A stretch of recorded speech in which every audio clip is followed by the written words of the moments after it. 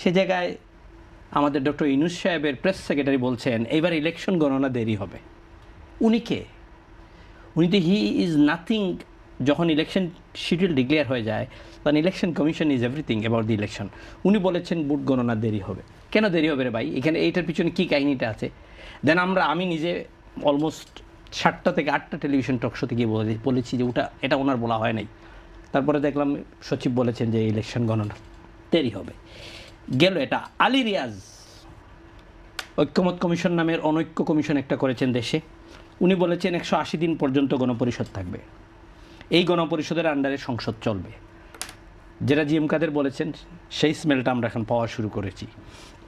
গণপরিষদের যদি আপনি জিতাইয়ে ফেলেন, এখানে চারটা না 5টা দিয়েছেন ইলেকশনে। আপনি গ্রামের খেটে খাওয়া মানুষ, দিনমজুর। এক্ষেত্রে আমার প্রশ্ন আসে, গণভোট কি গণতন্ত্রকে শক্তিশালী করে নাকি বিভাজন? আমি সেটাতে আসতেছি। আপনি আপনার 30 থেকে 40টা আইটেমের মধ্যে 4টা দিয়েছেন। এই 4টা পড়ার কত পার্সেন্ট বাংলাদেশের 12,78,00,000 ভোটারের মধ্যে কতজন এই 4টা পড়ে ভোট দিবে আপনাকে বলেন তো আপনি আমাকে? আপনি এখানে এইগুলা দিয়ে রাখছেন, মানুষ ভোট দিতে যাবে, সংসদ সদস্য নির্বাচন করতে যাবে, ওইখানে গিয়ে ওগুলো পড়ার সুযোগ আছে? নাই। আপনি তাইলে হাটা জুড়ে জিতাইয়ে নিয়ে যাবেন, অথবা হার জন্য আপনাদের প্ল্যান করে বসে আছেন। যদি জিতে যায় তাহলে অনেকগুলো ইস্যু আছে যেটা বিএনপি এটাকে নোট অফ ডিসেন্ট দিয়েছে, মানে এটা তারা মানে নাই। এই সমস্ত যেগুলো মানে নাই এগুলোও কিন্তু হাতে ঢুকিয়ে দেওয়া হবে। তখনই দেশের আরেকটা সংকট তৈরি হবে। এই সংকটটা হলো, এরা বলবে is independent body, regulated body, এরা পলিটিক্যাল পার্টি। বাংলাদেশে কি কোনো সময় ইন্ডিপেন্ডেন্ট বডি ছিল ইলেকশন কমিশন? না, by the constitution they are the independent body. এখন কাজ কখনো করে নাই বাংলাদেশের এই নির্বাচন কমিশনগুলোর। দুঃখ হলো টিএন সেশন আছে ভারতে আগে কিন্তু ইলেকশন যখন শিডিউল ডিক্লেয়ার হতো তখন মদ বিতরণ করা হতো। ওই যে কেরু ওটা কিন্তু লোকাস ভোটাররা ওই ফ্রি কেরুটা খেয়ে ভোট দিত। তখন একজন ইলেকশন কমিশনার, এবার কি এরকম কিছু হবে না, ইলেকশন কমিশনার ভারতের আসলেন, ওনার নাম হলো টিএন সেশন। 1990 সালে উনি আসলে এগুলো সব চেঞ্জ করে দিলেন। ইনফ্যাক্ট ওনাকে ইমপিচমেন্ট করার জন্য 3বার ট্রাই করা হয়েছে, কিন্তু আপিলের ডিভিশন আপহোল্ড করে রেখেছে, ওনাকে করতে পারে নাই। তা না, শুধু তামিলনাড়ুর কিন্তু মুখ্যমন্ত্রী ছিলেন, উনি ওনাকে গালি পর্যন্ত দিয়েছেন। আর আপনার নরসিমা রাওকে বলেছেন আপনার মন্ত্রীকে যদি 24 আওয়ার্সের ভিতরে ইলেকশন থেকে না সরাই নেন, আমি আপনার মন্ত্রীর বিরুদ্ধে ব্যবস্থা নিব। এই ইলেকশন কমিশন তো বাংলাদেশে কখনো আসা নাই। আগে আমরা হাসিনাকে গালি দিতাম, তার ইলেকশন কমিশন। এখন কার ইলেকশন কমিশন? এখন তো ইউনূসের ইলেকশন কমিশন ভাই ফোন করে বলছে ব্যানার কি হবে, আরেকটা কালারফুল ব্যানার অন্য একজন করেছে। অ্যাকশন নেওয়ার কথা, ইমিডিয়েটলি বলা উচিত ছিল কোন ক্যান্ডিডেটের নাম দেন, অ্যাকশনে যাওয়ার কথা। অ্যাকশন না নিয়ে ওনাকে বলছে ভাই আপনি ওইটা করেন, ওটা করলে ভালো হয়। ইলেকশন কমিশনকে দেখি না, ব্রিফিং নাই, স্টেটমেন্ট নাই, কমিশনার নাই, কেউ নাই। মানুষ কারদের ইলেকশন করছে, কিভাবে ইলেকশন করছে। এবং আমার তো মনে হয় যত দিন যাচ্ছে প্রতিদিন দেশের অবস্থা আরও খারাপ হবে, আরও শনি সংকেত দেখা যাচ্ছে। পলিটিক্যাল পার্টি যে বক্তব্য, বাকযুদ্ধ থাকবে, কিন্তু বিএনপি জামাতের যে যুদ্ধ শুরু হয়েছে বাকযুদ্ধ, এখন কিন্তু সেটা আর বাকে নাই।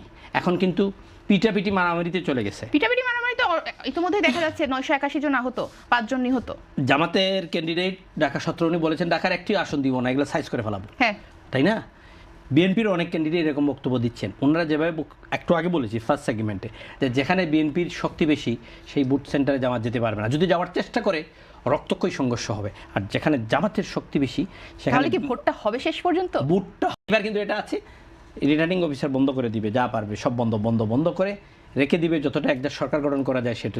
আমরা আবার আপনার কাছে আসবো। আমি একটু জনাব ত্রিদীপ কুমার সাহার কাছে যেতে চাই। শাসক গোষ্ঠী কি গণভোটকে নিজেদের বৈধতা বাড়াতে ব্যবহার করে বা করছে? একই সাথে রিটার্নিং অফিসারের যে ক্ষমতা দেওয়া হয়েছে, রিটার্নিং অফিসারকে কি কোনোভাবে এবার কেনা হচ্ছে, বা এই বেচা কেনার বিষয়টা কি এবার আছে? আপনার কি মনে হয়, আপনি যেহেতু নিজে একজন এমপি প্রার্থী? আপনি দেখবেন রাষ্ট্র ক্ষমতা যখন পরিচালিত হয়, রাজত্বটা যদি ভয়ের রাজত্ব হয়, ঠিক সব কিছুর মধ্যে একটা শঙ্কা থাকে। আজকে যারা আপনার শেষটা দিয়ে আমি শুরু করি, রিটার্নিং অফিসারের কথা যেটা বললেন, আসলে কি তাদেরকে কিনা হচ্ছে কি না? মানুষকে নানানভাবে এখানে কিনা যায়। একটা হলো যে আপনি আজকে যে আমার যে অ্যাক্টিভিটিস গভর্নমেন্টের যে ভয়ের রাজত্ব যেটা আমি বলেছি, সে জায়গা থেকে যখন শঙ্কায় থাকে, যখন সবাই তার নিরাপত্তাহীনতায় থাকে, এটা হয়তো তাকে মেন্টালি অনেক বেশি দুর্বল করে দেয়, তখন সে অর্ডারটা শুনতে বাধ্য হয়। তো এটা আমি মনে করি এটা অবশ্যই একটা শঙ্কার জায়গা থেকে যায়। আপনারা আমাদের দেশে অতীতের নির্বাচনগুলো দেখেছেন, যখন ধরেন দিনের ভোট রাতে হয়ে গিয়েছে, আমিডামে নির্বাচন হয়েছে এবং বিনা প্রতিদ্বন্দ্বিতা 151 জন নির্বাচিত হয়েছে, আপনারা দেখেছেন। সেখানেও তো এদের এই ভূমিকা ছিল, যারা মাঠে ছিল নির্বাচন ধরে, রিটার্নিং অফিসার থেকে শুরু করে যারা উপরের লেভেলে যারা ছিল, ঠিক এরাও একই কাদায় অগ্রসর হচ্ছে। আমরা যে মাঠটা দেখছি, ঠিক আছে, সেটা নিয়ে আসলে পুরো একটা শঙ্কার মধ্যে কি। আমার প্রশ্ন ছিল রিটার্নিং অফিসারদেরকে কেনা হচ্ছে কি হচ্ছে না মাঠ পর্যায়ে। আমি আপনাকে বলেছি যে কিনার নানা ধরনের পদ্ধতি আছে। কিনা বলতে আমরা বুঝি টাকা দিলে মনে মানুষ কিনা হচ্ছে। আমি বলেছি যে ভয়ের রাজত্ব তৈরি হচ্ছে আমাদের রাষ্ট্রে, একটা বিষয় প্রার্থীদের মধ্যে একটা থাকে। আর যখন যারা প্রার্থীদের কিছু, আপনি যখন নির্বাচন মানে নিরপেক্ষ হবে না, নিরপেক্ষ কখন হবে না, সরকার যখন একটা পক্ষ নেবে, ঠিক আছে, সরকার তখন সেখানে টাকার ব্যবহার হবে। কোন পক্ষ নিয়েছে? কালো টাকার ব্যবহার হবে। আমি বলছি আপনাকে, কালো টাকার ব্যবহার হবে, আপনাকে মাসেল পাওয়ার দেখানো হবে, আপনাকে মানসিকভাবে নানানভাবে হ্যারাসমেন্ট করা হবে, মবক্রেসি করা হবে। এগুলো তৈরি করবে, যেটার মাধ্যমে আপনি আপনার নিজস্ব সিদ্ধান্ত আপনি দিতে পারবেন না। আপনি রিটার্নিং অফিসারের কাজ কি, এখানে একটা সিগনেচার দেওয়া যে ভোট সঠিক ওর ভুল, উনি ওনার জায়গাটা সঠিকভাবে দিতে পারবে না। ওই যে তাকে যে নানাভাবে ক্রিয়েট করা হচ্ছে, এটাই কিনা হচ্ছে, আপনি ওইটাকে কিনা বলবেন। আপনি টাকা পয়সার লেনদেন তো অবশ্যই এই দেশের ফেয়ার নির্বাচন আমরা বিগত 14 সাল থেকে দেখিনি। আমরাও এইবারও মাঠের যে অবস্থা, আমরা শঙ্কার মধ্যে আছি যে একটি নির্বাচন আর গণভোট। আমরা আবারও বলছি, তাজ ভাই একটা কথা বলেছে, আপনি 30টা যে ঐক্যমত হয়ে যে 30টা পয়েন্টকে 4টা পয়েন্টে নিয়ে এসছে। প্রথমত এই যে গণভোটের যে জুলাই সনদের যে জায়গা, প্রথমত বাংলাদেশের কমিউনিস্ট পার্টি জুলাই সনদে সাইন করেনি, আমরা চলে এসেছি সেখান থেকে। দ্বিতীয়ত হলো গণভোটের এই যে 30টা পয়েন্ট মানুষের কাছে কাছে কি জনগণের কাছে পাঠিয়েছে কোনোভাবে, হার্ড কপি, সফট কপি, অথবা ওনারা যে হা ভোটের জন্য ওনারা যে বড় স্ক্রিনে, ডিজিটাল স্ক্রিনে ভালো ছিল না। তাহলে কি আপনি চান 4 মাস নির্বাচন পিছিয়ে না প্রচার করা হোক? আমি এখন বলিনি যে 4 মাস আগে ওনারা করেনি কেন, আমরা সেটা বলছি। তার মানে কি ওনারা ওনাদের মতো করে একটা ব্যবস্থা তৈরি করতে চায়। আসলে যে ব্যবস্থা এই দেশের মানুষের গণতন্ত্র যেভাবে ব্যাহত করে, লাভ কি? এই যে এখন ওনারা, আপনারা নিশ্চয়ই অবগত আছেন, আমরা কিন্তু যে শেখ হাসিনার পতনের জন্য যে গণ অভ্যুত্থানটা দেশে হয়েছে, সেটার কারণগুলো আপনাদের কাছে অবশ্যই অবগত আছে। এই যে লক্ষ কোটি মানুষ রাস্তায় নেমেছে, আমাদের ছাত্র ভাইরা জীবন দিয়েছে, সেটা তো অবশ্যই একটা লক্ষ্য উদ্দেশ্য ছিল। আজকে এই 18 মাসে দেশে যে পরিমাণ অর্থ লুটপাট হয়েছে, আমরা যখন রাস্তায় হকারদের সাথে কথা বলি, আগে নাকি হকাররা 2000 টাকা দিলে গ্রেপ্তার বাণিজ্য যেটা হয়, ওই গ্রেপ্তারের টাকা কে পায়? আমাদের প্রশাসন পায়, আমাদের যারা যে যখন ক্ষমতায় থাকে তার দলীয় নেতারা পায়, ভাগ পায়।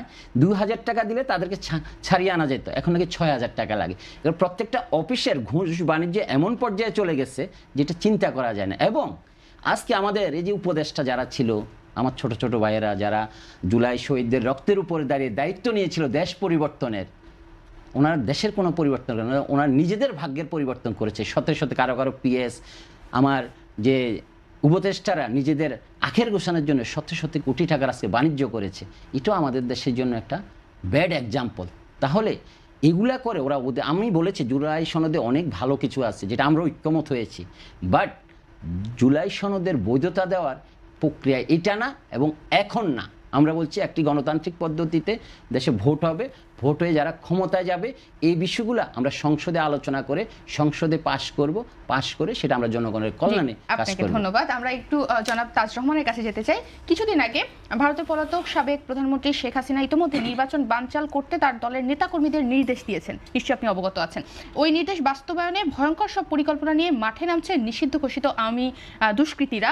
আপনি কি মনে করছেন এটা কতটুকু নির্বাচনের প্রভাব ফেলবে? একই সাথে অর্থ ও প্রভাবশালীদের হস্তক্ষেপে গণভোটের ফল কতটা প্রভাবিত হতে পারে বলে আপনি মনে করেন?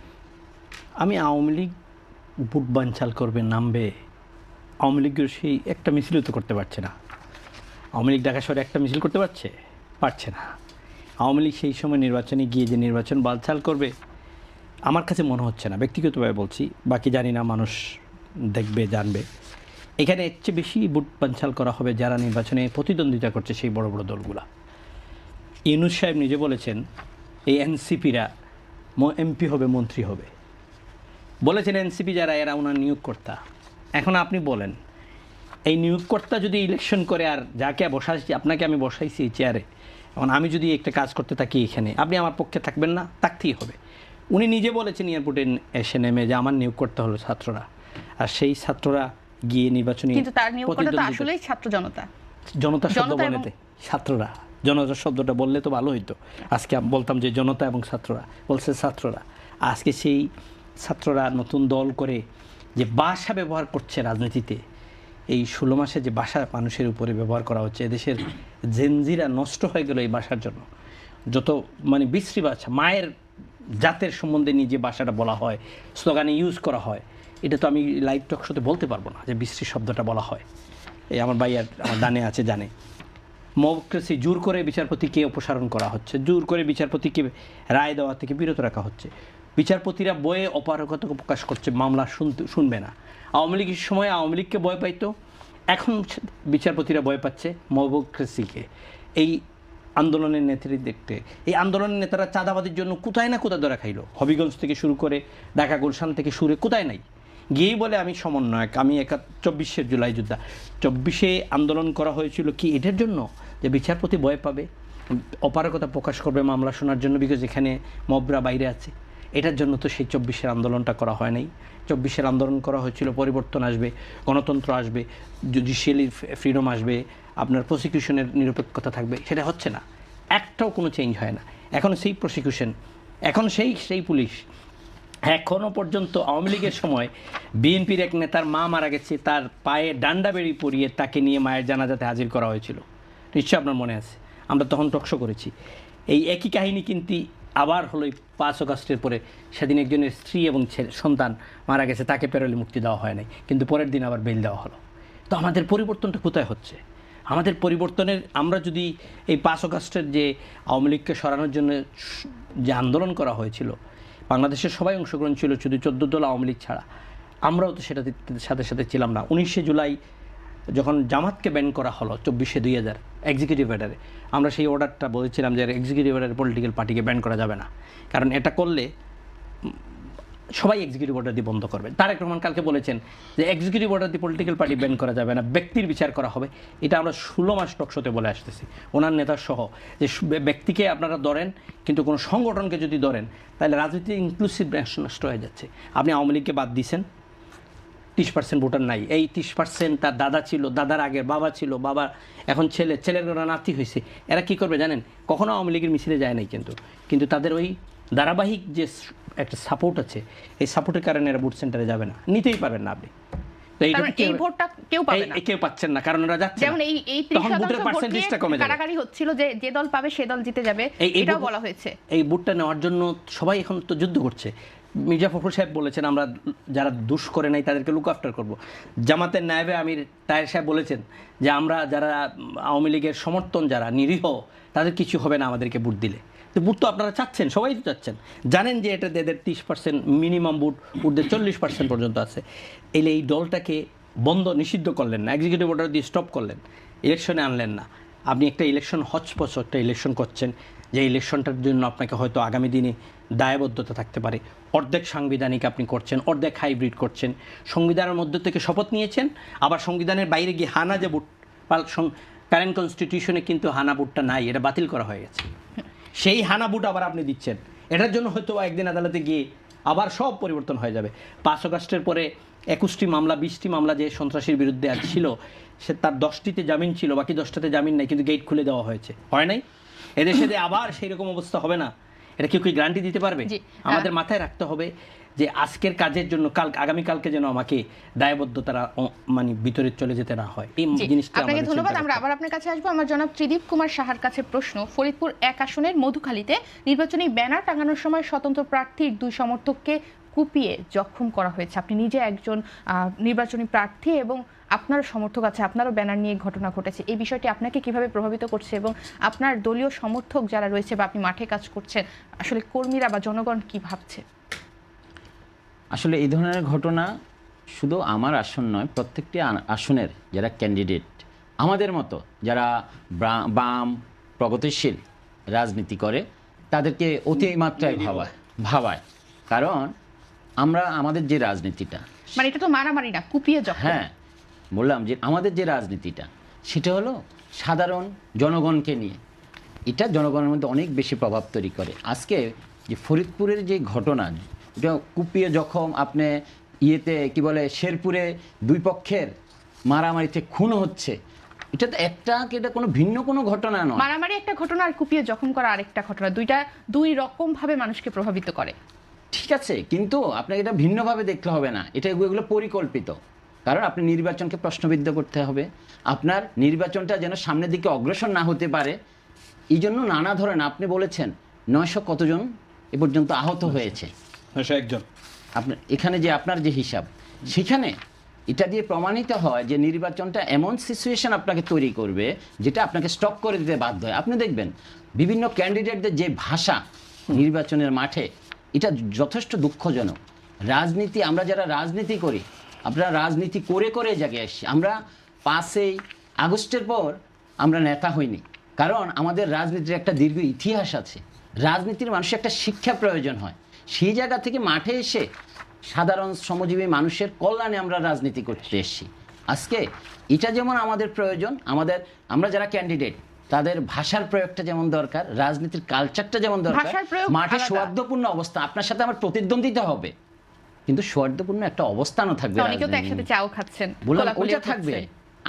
আমাদেরও হচ্ছে, আমাদের মাঠে যখন আমরা যাই অনেক প্রার্থীর সাথে আমাদের দেখা হয়, আমাদের সাথে খুব ভালো কিন্তু আমি ওনার প্রতিদ্বন্দ্বী, এর অর্থে ওনাকে দেখলে আমি থুতু মারবো, বিষয়টা তো এটা না, এটা রাজনীতিক কালচার না।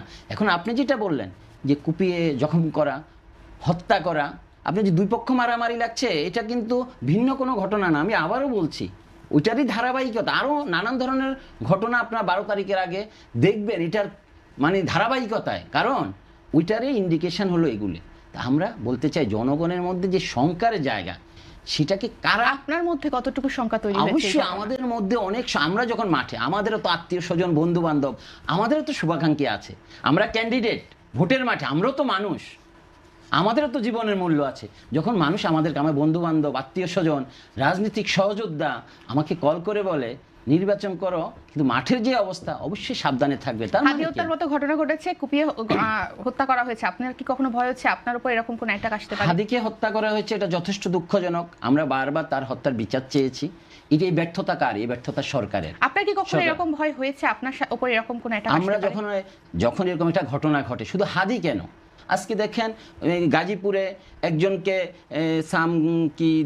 ওনাকে জ্বালিয়ে মারার পর, মব সৃষ্টি করে জ্বালিয়ে মারার পর ওনাকে আবার জ্বালিয়ে দেওয়া হয়েছে, ঝুলিয়ে আগুন দিয়ে দেওয়া হয়েছে। হাদি হত্যার পরপর এই ঘটনা ঘটেছে। আমরা কোন দেশে আছি? প্রতিনিয়ত আমরা যারা রাজনীতি, আমি মনে করি আমি সহ যারা রাজনীতির মাঠে আছে, যখন দেশের আইন শৃঙ্খলা পরিস্থিতি খারাপ থাকবে, প্রত্যেকে ওই থ্রেটের মধ্যে থাকবে। কখন কাকে টার্গেট করে নির্বাচন বানচাল করবে, সেটা ওরাই ভালো জানে, যারা ওই বানচালের ষড়যন্ত্রের সাথে যুক্ত। তো আমরা চাই, আজকে কেন সরকার হাদি হত্যার বিচার করতে পারেনি? ব্যর্থতা কার? সরকারকে নিতে হবে। এটা যদি অন্য কারোর উপর চাপানো হয়, আপনি ধরেন তাকে, কিন্তু সরকার কেন ব্যর্থ? সরকার কেন চুপ? এটা যদি একটা বিচার হয়ে যেত, তাহলে অবশ্যই আমরা যারা প্রার্থী, আমাদের মধ্যে সেটার একটা আশার জায়গা তৈরি হতো। না, এটা নিরাপত্তার জায়গা আছে আমাদের। জি, আপনাকে ধন্যবাদ। আমি জনাব তাজ রহমানের কাছে যেতে চাই। গণভোটে হেরে গেলে কার রাজনৈতিক ভবিষ্যৎ সবচেয়ে ঝুঁকিতে পড়বে বলে আপনি মনে করেন? আপনি খুব ভালো প্রশ্ন করেছেন। আপনি গণভোটটা নিয়ে 8 মাস 9 মাস যুদ্ধ করলেন আপনার আলী রিয়াজ সাহেব, উনি নিজে বিদেশি সিটিজেন, শুনলাম অনেক টকশো থেকে।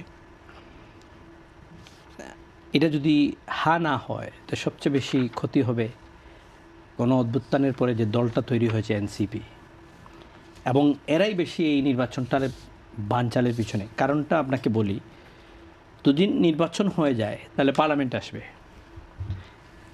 একটা গভর্নমেন্ট আসবে, একটা আইন প্রয়োগকারী সংস্থা বা আইন প্রয়োগকারী যারা আছে তাদের সব কিছু একটা লেভেলে চলে আসবে, সব কিছু জায়গায় বসে যাবে, ফিক্সড হয়ে যাবে। আপনি আপনার জায়গায় থাকবেন, আমি আমার জায়গায়, উনি ওনার জায়গায়, অর্ডারটা ইমপ্লিমেন্ট হবে সাথে সাথে, because it's a government is functioning. যতক্ষণ পর্যন্ত গভর্নমেন্ট ফাংশনিং নাই, ইউনিট সরকার তো নিজে একা না, ইউনিট সরকারকে চালাচ্ছে 3 জন, তারা নিজে, জামাত এবং এনসিপি, এই 3টা গ্রুপ মিলেই ইউনিট সরকার। এখন ইউনিট সাহেব নিজেই ইলেকশন করছে, নিজে, মানে ছাত্ররা যে ওনার কিংস পার্টিরা ইলেকশন করছে, ওনার নিয়োগকর্তা ইলেকশন করছে, এদেরকে ফেভার তো করতেই হবে। তো ওনাদের মুখের ভাষা যখন শোনা হয়, এই আমার বাড়িতে যখন বলল, তো জাতি খুব হতাশ হয়। বিশেষ করে আমি সেদিন একটা টকশোতে ছিলাম, এনসিপির এক নেত্রীর মুখের ভাষায় আমাকে অনেকে মেসেঞ্জারে দিয়েছে যে আপনি এইসব, ওনার সাথে আমার ডিফারেন্স থাকতে পারে, উনি আমাকে বলবে তাজবে এটা এরকম না, আমি বলবো ভাইয়া এরকম না, আমরা এটা থাকবে, এটাই নিয়ম, আমরা এখানে ডিবেট করব, মারামারি করব না। কিন্তু আমি ব্যক্তিগত আক্রমণ করে ওনারা বলতে পারি না আপনার দল এটা, আপনার দল হটা, আপনার দল চোরের দল, আপনার দল কিছু নাই, বুট নাই। এটা এই ন্যাশনাল টেলিভিশনের লাইভে মানুষ আশা করে না। এই জিনিসটা কিন্তু উদ্ধত্তপূর্ণ আচরণ, ল্যাঙ্গুয়েজ মানে আপনার ম্যানারলেস যে ল্যাঙ্গুয়েজগুলো বলা হচ্ছে, এতে জাতিটার ক্ষতি হয়েছে আর হচ্ছে। আপনি রিসেন্টলি দেখেন আপনার নাসিরুদ্দিন পাটোয়ারি বলছেন হাফ প্যান্ট খুলে নেবেন, এরপরে বলছে চাঁদাবাজি একটা, আপনি নাম ধরি একজন ক্যান্ডিডেট, উনি ক্যান্ডিডেট আমিও ক্যান্ডিডেট, আমি নাম ধরি একজন ক্যান্ডিডেটের যদি এলিগেশন করি আর এই এলিগেশন আমি প্রমাণ করতে না পারি, এই ক্যান্ডিডেট কিন্তু আমার নামে মামলা করতে পারে, মানি সুটের মামলা করতে পারে, মামলা যখন ধরেন আপনার নামে মামলা করা হলো, আপনি জিতে গেলেন এমপি প্রার্থী হয়ে, আপনার নামে সেই মামলা চলবে না, চলবে? সেই জিনিসটা তো আপনারা